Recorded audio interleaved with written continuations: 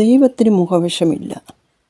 എളിയവരും ദരിദ്രരും വിദ്യാഹീനരും ബലഹീനരും എന്നൊക്കെ പറഞ്ഞ് ദൈവം തൻ്റെ സൃഷ്ടിയായ മനുഷ്യനെ വേർതിരിച്ച് മാറ്റി നിർത്തുന്നില്ല.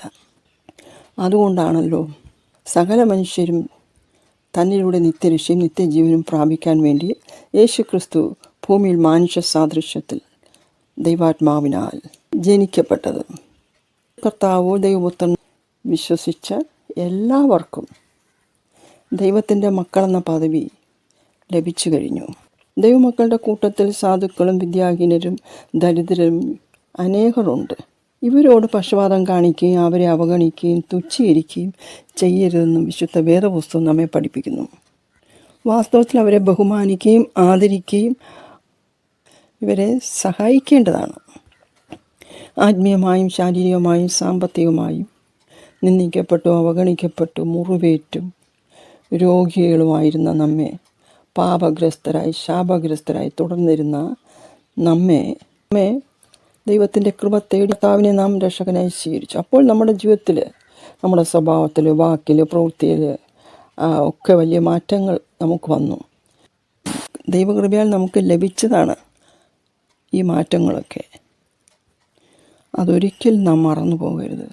ദൈവത്തോട് നന്ദിയുള്ളവരായിരിക്കുകയും വേണം.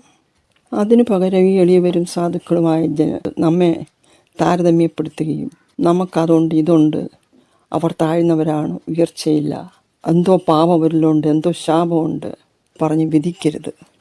യാതൊരു രീതിയിലും പ്രതികരിക്കാതെയും പ്രതിഫലേച്ഛ കൂടാതെയും ഒക്കെ ദൈവത്തെ ബഹുമാനത്തോടെ ഭയഭക്തിയോടെ ആദരിക്കുകയും സ്നേഹിക്കുകയും ദൈവവേല ചെയ്യുന്ന സാധുക്കളും നിർദോഷികളും എളിയവരും ദരിദ്രരുമായ അനേക ദൈവമക്കളെ കാണാൻ കഴിയും. ഇവരെയൊക്കെ നാം കളിയാക്കി ആക്ഷേപിക്കുകയും അപമാനിക്കുകയും ചെയ്യരുത്. കർത്താവായ യേശു പറഞ്ഞത് ഓർത്തുകൊള്ളുക. മത്തായിയുടെ സുവിശേഷം 18:10. സ്വർഗത്തിൽ അവരുടെ ദൂതന്മാർ സ്വർഗസ്ഥനായ എൻ്റെ പിതാവിൻ്റെ മുഖം കാണുന്നു.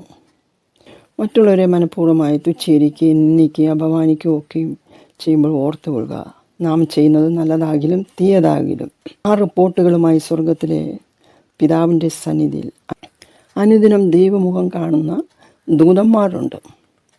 നാം ഒരുവനെ തുച്ഛീകരിക്കുമ്പോൾ തുച്ഛീകരിക്കപ്പെടുന്നവൻ്റെ ദൂതൻ നമ്മെക്കുറിച്ചുള്ള റിപ്പോർട്ട്, നാം പറഞ്ഞതും നാം പ്രവർത്തിച്ചതും ഒക്കെ സ്വർഗത്തിലെ പിതാവിൻ്റെ മുമ്പിൽ സമർപ്പിക്കും.